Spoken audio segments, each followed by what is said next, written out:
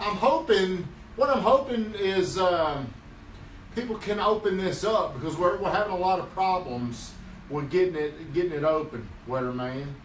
You know, Weatherman, you look good over there. Thank you. You look good in that hat. Looks like. Okay, it's working. Is that what is that? You guys it's working on Facebook. So it's working on the Facebook, yes. So we can open it up. Okay, everybody. It's Wednesday. Real Estate 101, 1 o'clock right here. Tommy Davidson, me and my boy, a.k.a. the Weatherman. Every Wednesday, we're going to bring you Real Estate 101 no matter where we are, no matter where we're located in the country. We're going to do it right here at the GTT Studios.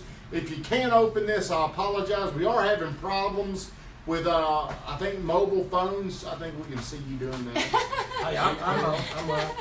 Okay, well, hopefully. So, everybody. David McWilliams is on Oh, here. Hey, I know that man. I know that guy. I think he lives in Puckett Station. He on vacation.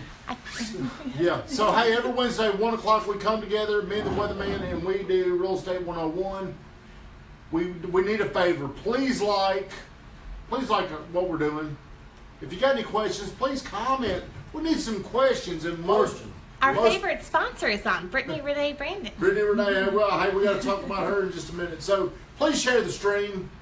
And if you share this stream, we'll go back, we'll look. If you're selected, you will win a $25 gift card to the Alley on Main, which is my favorite spot. It's my favorite spot. So who won? We got to pick a winner. Somebody had the best comment. Do you know who it was for the Alley on Main? We had narrowed down to two choices. Give me the two people. Vandy Van Meter. And her husband? And yes. Okay, so it doesn't matter. Vandy Van Meter, you won. If you're watching this, you won the $25 gift card to Alley on Main. So, hey, it's time to get this party started. It's time for the Weatherman to do his thing. Are you ready? Wayne is on here. Yes, I am ready. I'm ready. The big Shane kahuna Ray. just joined. Kahuna, birthday boy. Hey, speaking of Big Kahuna, let's just start with him. So we want to give a personal shout out to all of our sponsors. We hope they can start taking about 15 minutes of the show. But hey, Aloha Heating and Air, they have actually worked on my air conditioner in my house. He does a great job. He comes and takes that whole unit apart. Check him out on Instagram. But the Big Kahuna.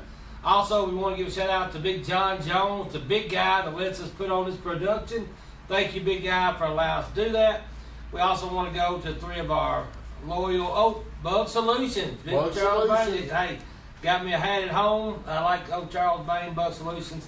Also, we want to go to Scott Abernathy, and his new company is called PMI. We also want to thank Roy Fraser with Farm Bureau Insurance, who always is our preferred insurance guy. Does a great job. Call him with all your real estate needs. And Belinda Arrington with Iberia Bank. What is she this week, Weatherman? Golly, she's a woo. What is she? She's a rattlesnake. She's a rattlesnake. Rattlesnake. Hey, that chick come at you. But hey, she does a great job. I know she's aggressive, but she definitely is at the top of her game. We want to thank her, and always for making me look buddy. Hey, NB, Nate's Barbershop. Thank you, Big Nate. And guys, I look forward to our topic. I studied a lot on this one. Have you been studying today, Weatherman? I have. So this topic came to me while we were, I was riding down the road. Mike Dwayne said, what's up, guys? Hey, buddy, I need you next week. Taking you with me. Taking you with me. Me and Angie Morgan, another realtor here at John Jones Real Estate, we were riding down the road, and she's got a listing coming up, and she was asking me things that she had some questions about a listing she was going to do. And it was at a listing point, let's say 199, where the hard part will not be getting her client the 199. So the thought was this: what are things sellers need to be aware of that could cost them money or save them money in addition to the listing price? So most people are just thinking, hey, I just want to get what my house is listed for. Let's put the list price high. Let's get as much money as we possibly can. So Weatherman, tell us, if you're a seller, you're very good at representing the buyer. So as a seller, what is something you would want to do or not do if you got an offer? Let's say the house is priced at $199.9. If I'm a seller, what I would like to do, Yep. I'd like to have no contingencies. Okay, so let's tell people, Real Estate 101, we're going to make it very basic. So a contingency would be, most contingencies would be a sell of home contingency. I've got to sell my home before I can buy this home. We need some likes, guys. I feel left out. Where's all the love? I need some love. Or see no likes. close. There's a lot of houses out there now that have a contract on it, and the contract will say with a successful close of this house, which is already contracted on this date, then we'll buy yours. So if you're a seller and you've got to deal with either a sale of home or a close of home contingency, things could still go wrong to prevent that home from closing. Absolutely. So if you're listed, let's just say that magic number is $200,000 and you get an offer of $205,000, but there's a sale of home contingency, that doesn't, how do you feel about that offer if it's a sale of home contingency? Let's throw out the Neville. Let's put the 4 offers on the table because that's what we're dealing with. Yep. So let's say we got somebody's offering me $5,000 over. They have a sell home contingency that's already under contract, that's already through inspections, that's ready to close in 2 weeks. Mm-hmm. That's one of them. Mm-hmm. Let's say the other one is $199 on the nose, not asked for any closing costs, but wants an inspection. Mm-hmm. Then let's say another one is $150. It's an investor company coming in, like we get, just a low ball offer. And then let's say we have a $190, but it'll buy it as is, no inspections, no anything. Mm-hmm. So then you got it. So those are realistic what we're dealing with on $200,000 offers. It's not just a sell a home contingencies. You get stuff all over the board. You're getting these things what everybody likes to call as an escalation clause, which means I'll pay you $1,000 over the top price up to this certain price, which pretty much you're going to beat everybody out. You know, you'll get the highest number, which you're telling your seller you're selling at the highest price. So let's say you got another one at the table that's now how to sell a home contingency, but it'll do a $1,000 escalation clause over the highest price up to $3,000 over appraised value. And so there's so many things that this topic can go for a variety. Oh yeah. But so now that the seller's looking at it, that's a little glimpse of what we're having to present sellers most of the time in this market. It's just all kind of crazy. You got escalation clauses. You got sell a home contingencies. You got some without inspection. You got some without appraisals. You got some that's saying a conventional offer, but they're going to shift it to an FHA loan as soon as they win the contract. And so it's so many things that a seller has to look at, and as the listing agent, you have to explain all those out. Hey, Ronnie Martin just made an announcement. The Fed raises rate 4.25%. I guess, hey, that's going to cost me money because of some of my things I have out there that are on a variable rate. So back to what we're talking about. Stephen is exactly right. There's so many different scenarios. It's not just about what you're asking for your home you need to be concerned about. So Angie she showed a house to me that was just like the one she was going to list. It was listed at $194, but it sold for like $210,000. So it's not uncommon. People think if we're asking $200,000, well, what if we want more money? Well, in this kind of market, you will probably get more money if the value is there. If it's there. Right. So they could list this home at $199, and then they could probably dictate a better offer. So what we're going to talk about is how do you get a better offer. So like Stephen said, you want something with no contingencies in there, like no home inspection or no sale of home contingency. I think there's always going to be the financing contingency, but wouldn't it be great unless you have a proof of funds and it's all cash, but very rarely happens. So a lot of people right now, what I'm seeing negotiated, this is another scenario, and if you're thinking about selling your home or if you're even an agent, this is what I would tell you to do. A lot of times what they're doing is no contingencies on the appraisal. Ooh. So if the house is listed at $200,000, they might offer $210,000 and say, well, it's not contingent upon that appraisal, so if it sells for $210,000, they'll just bridge the gap with their own money. Well, where you could get in trouble with that. Uh-oh. Hey. A lot of agents or a lot of sellers are not going to think, hey, we need proof that you've got this $10,000. Old finance contingency. Old financing contingency could come in there and get you. So here's what I told Angie in this situation. If I'm a seller and now I'm taking an offer that is not contingent upon the appraisal, or if they will pay X amount of dollars above the appraisal, you might see $3,000, you might see $5,000, you may see $10,000. I'm going to ask for that money that they're willing to go above the appraised value as earnest money. There you go. And most of your strong agents, and you'll put yourself in that. No, I'm not going to say. I'm going to tell you an agent that definitely is an attack agent. Is a friend of ours named Brad Elam. One of his things I've heard him talk to his clients is don't be scared of putting down earnest money of what you're going to do as a down payment. And so it makes your offer stronger. So, as tell Andrew, a listening person, absolutely right. If I have this money up front, then we have this non-refundable earnest money, and it can be non-refundable. Mm-hmm. So that's a way that you can protect it.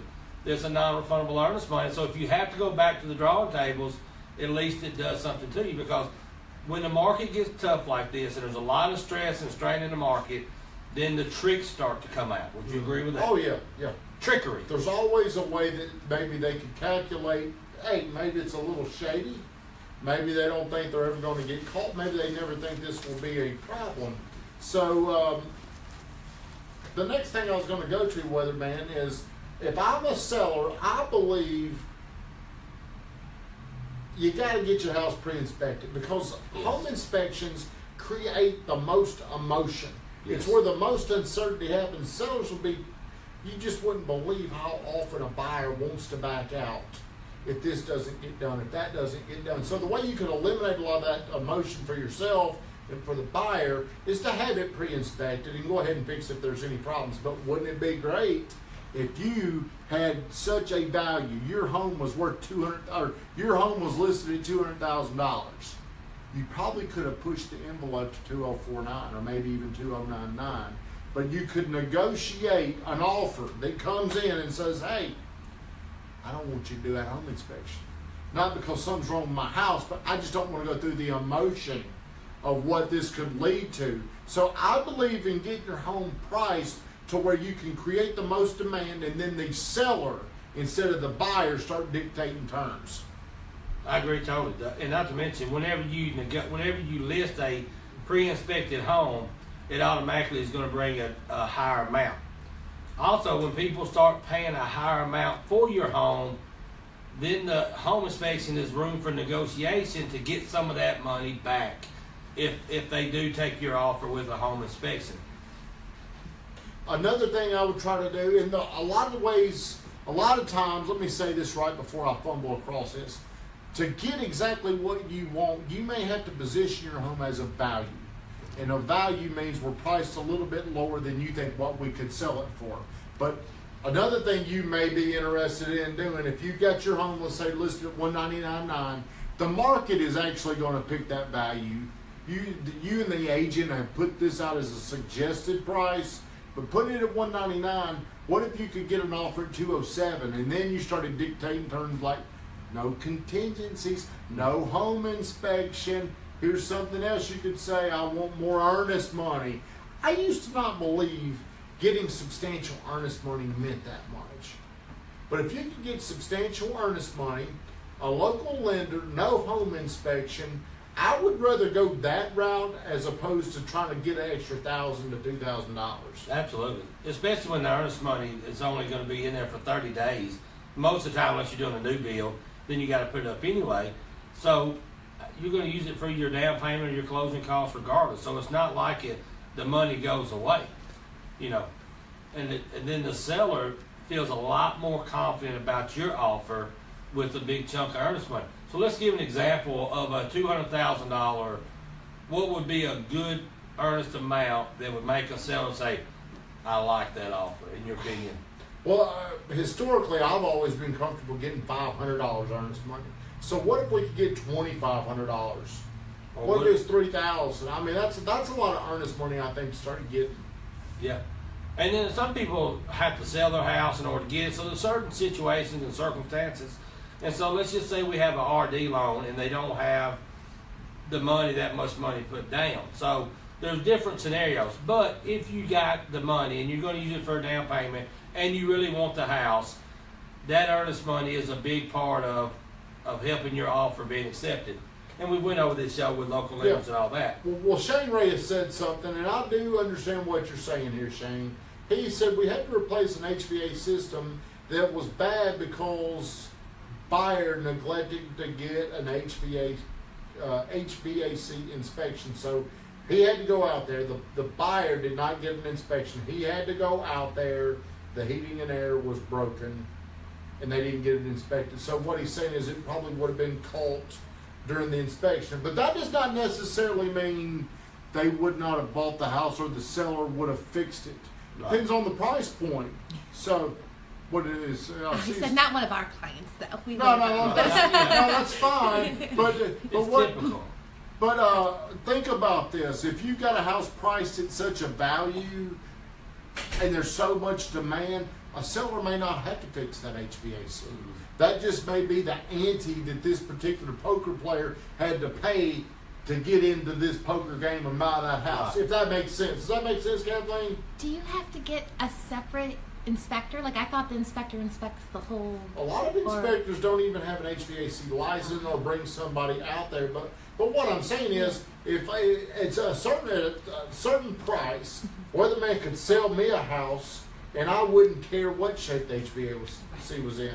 If So you it's thought all you got a about- deal. It's all about the value. So if we put a house out here at $199.9 and we say we ain't fixing this, Right. we ain't fixing nothing, we ain't even looking at nothing, and you make you present an offer that doesn't have that in there, the buyers know this. There's so few options. If they want a house, they may have to do this. Did Shane say something So else? think about it. So Good if point. I'm sitting down with a buyer, and I work with a lot of buyers, and we're at a $200,000 price point, and I know there's 10 offers on it.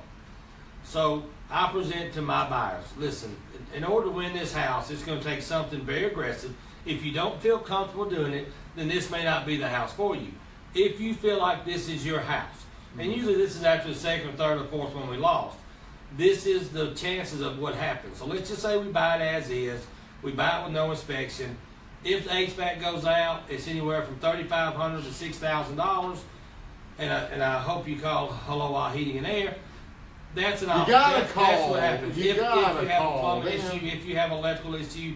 So, worst case, these things could cost anywhere from $5,000 to $10,000, but we could come in strong at $5,000 light, and chances are they're going to take that offer because of no contingencies. You don't have to go over and release the contingencies. A lot of times that releasing those contingencies makes your offer better, which means to a seller now, what we're talking about.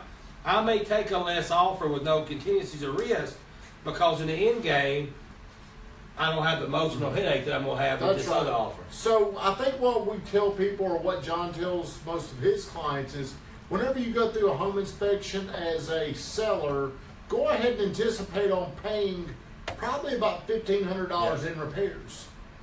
And in addition to the $1,500 in repairs, understand that you're creating a lot of emotion. I mean, a lot of high tensions going on with the buyer. Then it's going to be a lot of tension with the seller. So if you can eliminate the home inspection, I would go ahead and get it pre-inspected. Hey, Brittany Renee said we look tan.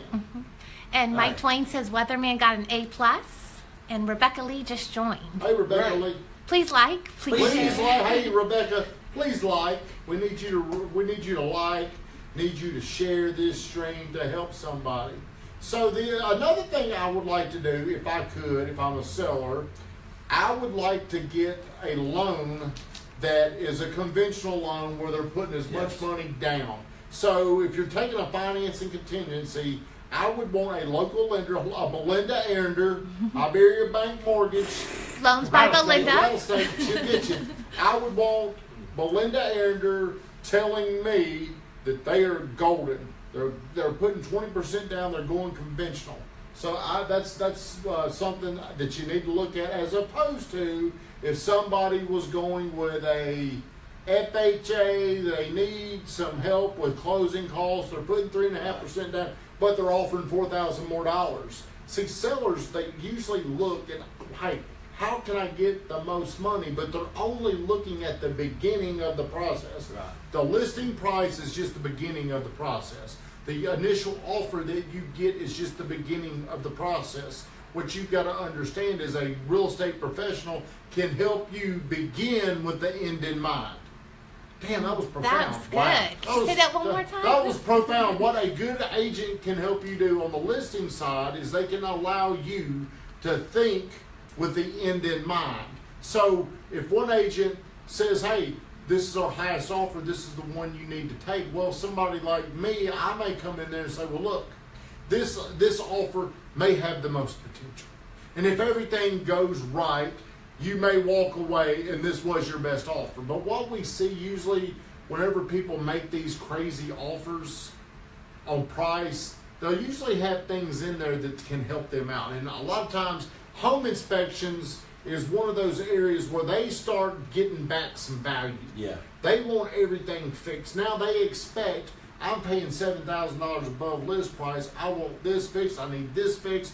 They can dictate terms. I believe the best way for a seller to dictate what they want is present something to the market where more people want it. And so much is about price. You'd be amazed between $200,000 and $210,000. It could be a lot more options to choose from. The other thing to think about too is, and if any lender wants to, if I'm wrong, let us know, because we're on the selling side, not the lending side. So let's just say we take a FHA offer and the offer is higher. So most clients out there will say, hey, and not saying all agents say, hey, listen, give them more money if they don't appraise. Guess what? That FHA price sticks with that property, the appraisal, for so many months. Mm-hmm. If I'm wrong, let me know, but this is just... No, it does. Okay, so then they're saying, well, they'll have to reduce the price because they don't want this tag on their property. And so as Tommy said earlier, as a seller, the conventional offer is better. One, for the FHA sticker that gets tagged on it for the appraisal, and two, because sometimes they ask for repairs, or an FHA or VA or USDA or have you do certain things to the house at the end. And so there's a couple different places that it's called an emotional price, because here you are thinking you're ready to close, and next thing you know, you're having to redeck the railing around the back porch because of a board that looks bad. And so one thing you got to watch out for as a seller is, and I've noticed a lot of people now are starting talking about, you can lose your earnest money if you change the type of loan.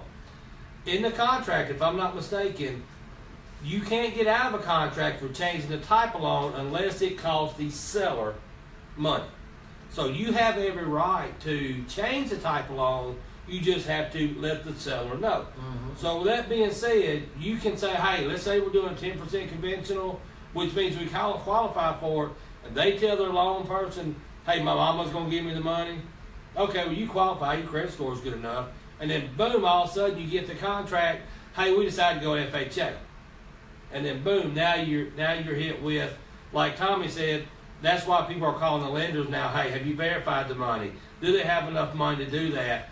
And that's a lot of times selling agents don't do that for the offers. They get the biggest bang for the buck, and then 2 weeks down the road, we start fighting these things. So for all of our agents out there, what I'm seeing now is we list it on Friday, we look at offers and pick one on Monday.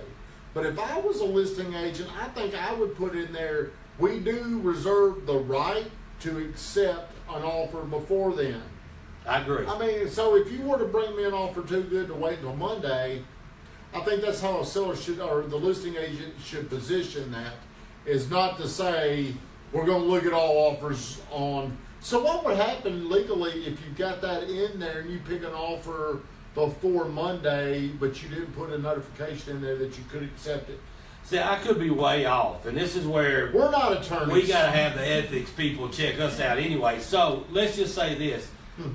Our duty as a listing agent, and remember, I'm a more buying agent, he's a more listing agent, but as your duty as a listing agent is a fiduciary duty to represent that seller. And if somebody comes in with just a great offer that you know you're not going to beat, then why keep showing our house? Why keep having people come through? Why keep going through all the things?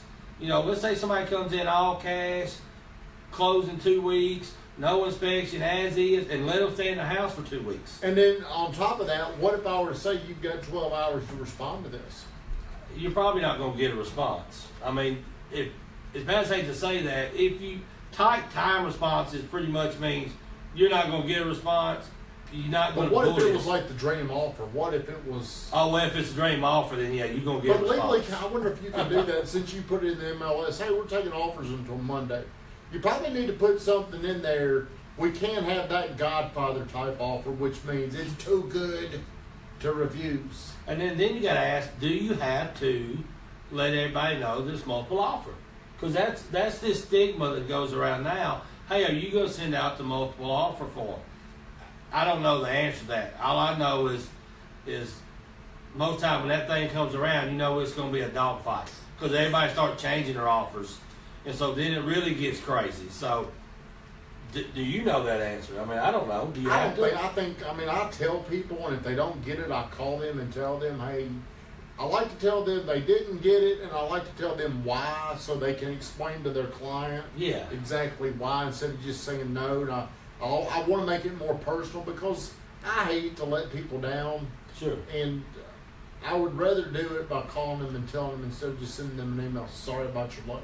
But I'm saying before you make the decision. I don't like to do the multiple offer. I like to just tell people, look, we're going to be in a multiple offer, so you need to go ahead and bring your best offer because here's something buyers need to understand.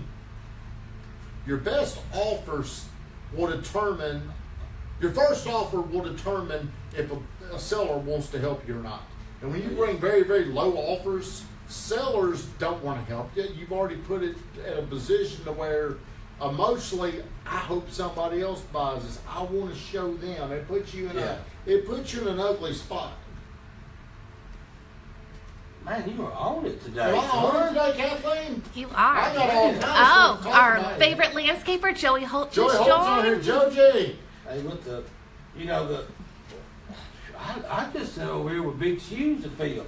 I usually feel like the smart one at the table. You are, so you are the genius. Next week, maybe we need to talk about, would you buy a home that needs repairs? Or, I don't know, we need to come, I didn't write it down. Do any of our viewers have a suggestion? Do any of our viewers, Joey Holt's on here, I didn't get a lot of these comments. You know, a lot of things on the multiple offer deals and all these things. Chances are, if you're working with an agent that knows the market, and there are a lot of new agents out there, and I was doing it one time, and I still don't do everything right. They already know, hey guys, we're not going to be the only one fighting for this house. There's probably going to be a multitude of offers. Everybody wants to sell, get the most leads out of a listing. That's why we're in this business. So the Friday to Monday is usually for an open house, to generate leads, to generate things. It also generates a demand for the seller. So not saying it's a bad thing to do that because there's a lot of goods with it as far as a business wise. But at the end of the day, whenever you get something that's really, really good, you ought to be able to say, hey, we're done. My people have decided, they're happy. We appreciate everybody that did submit an offer. We've decided, like Tommy said, it's pretty cool when somebody at least calls and tells you. It sucks to get that call because I just got it from somebody in our office. But you know what? Hey, he called me up late that night and said, man, I appreciate your offer. We had to go another direction. So, hey, even when you work together, you're going to lose. I mean, it's just the market we're in. So here's what I want this posted. I wish we could pin this in the topic. Whatever you're selling your home, do not focus on the most on the gross number that you can get.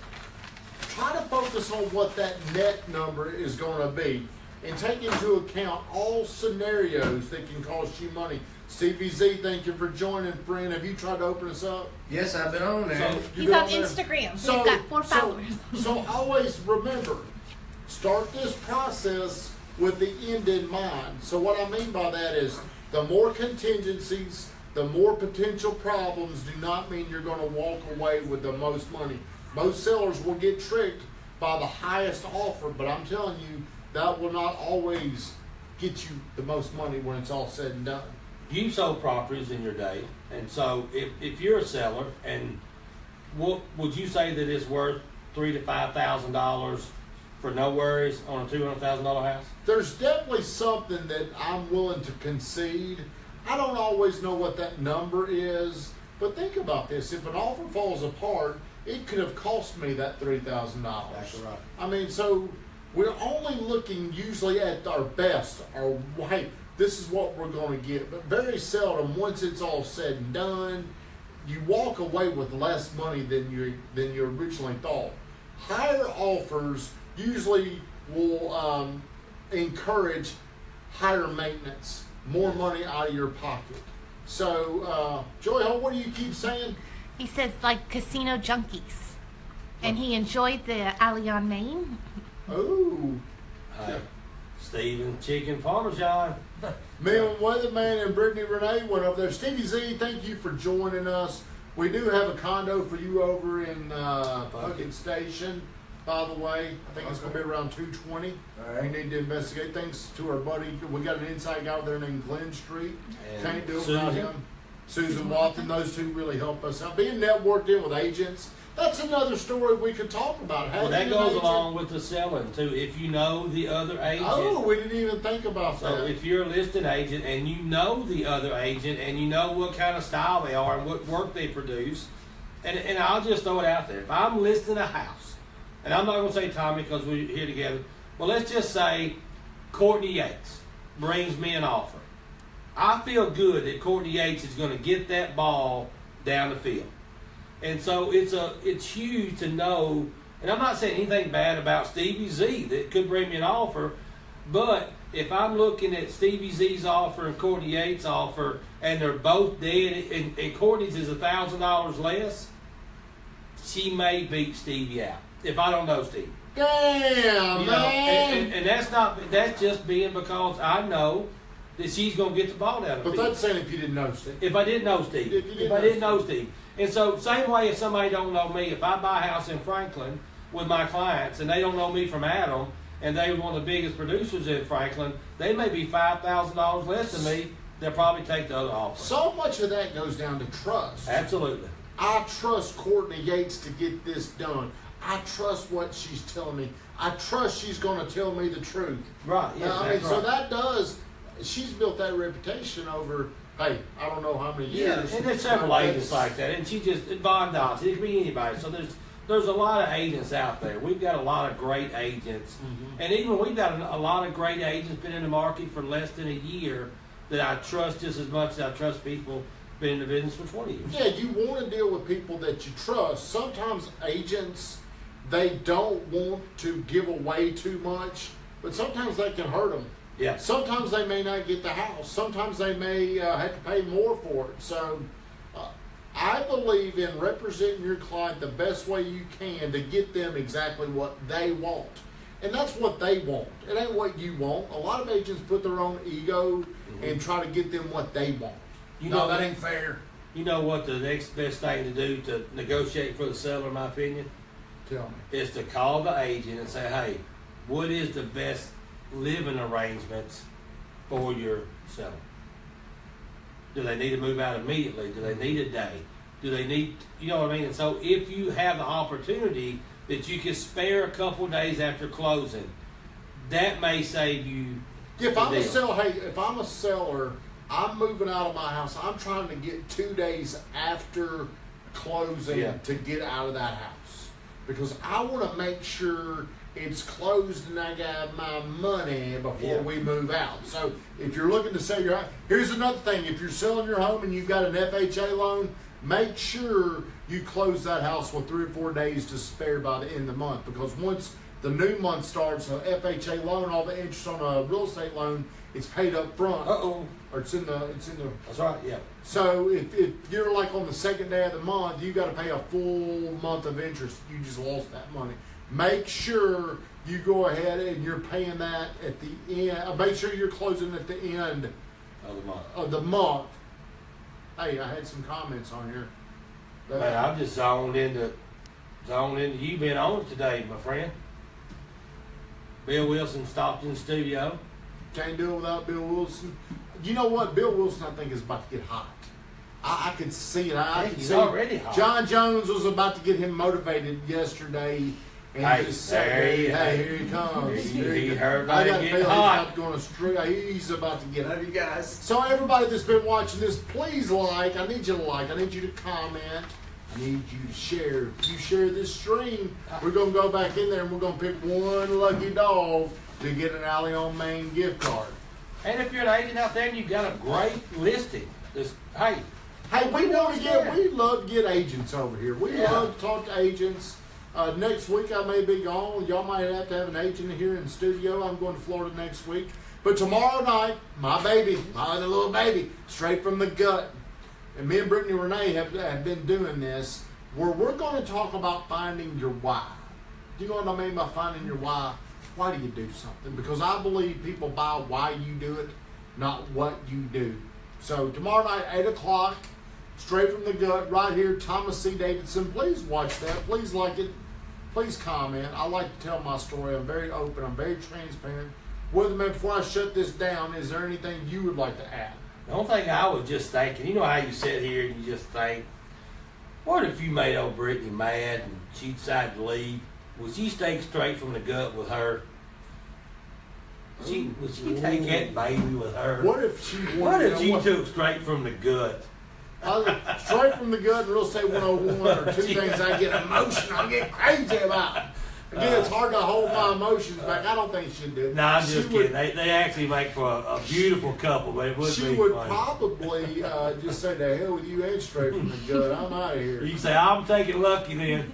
I'd get like, "Hey, Brad, thank you. Brad, I'd love to get you back over here." Now look, Stealing your baby. my girl, Stealing your baby.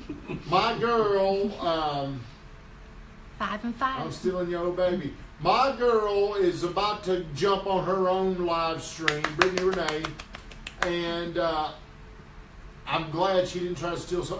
Maybe that's why our viewers are down, is because she's actually doing a live stream over there, and I don't know it. But hey, she's got a big announcement she wants to make, and I'm very excited for her. So I don't want to say anything else about it. But whenever you see my girl, she's going to do a Facebook Live. I'm going to ask for her. Please like. Please comment. Please share. She's about to do something. She's going to tell you about it. I'm going to shut up. But I do got one thing for you. don't say anything about her. No, I would never do that.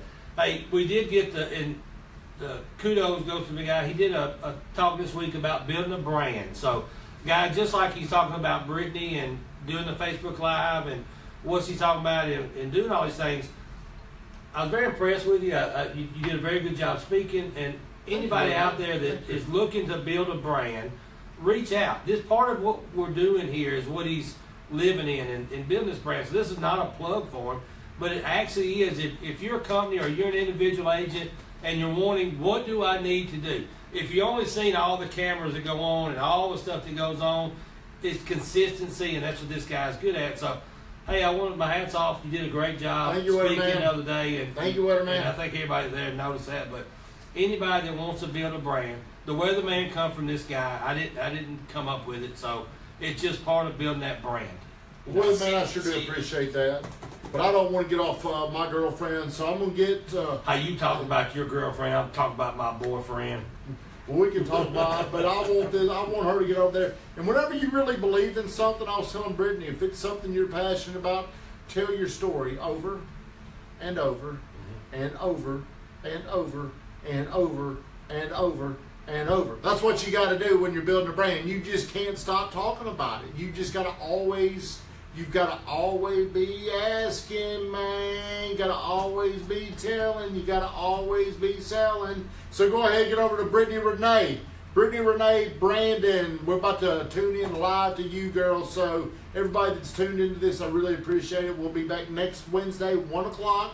We'll have new, fresh material. We might need to throw some controversial material. Hey, when you steal a client, what is stealing a client in real estate? I won't be here next week. I won't be here That's right, I next won't be week. here. So, hey, when we get back, we'll talk about it. But everybody, I really do appreciate you helping me do my thing. I want 130,000 people in Murfreesboro to know who I am. I can't do it without you. Everybody, have a great day. Get over to Brittany Renee's page now. See you guys.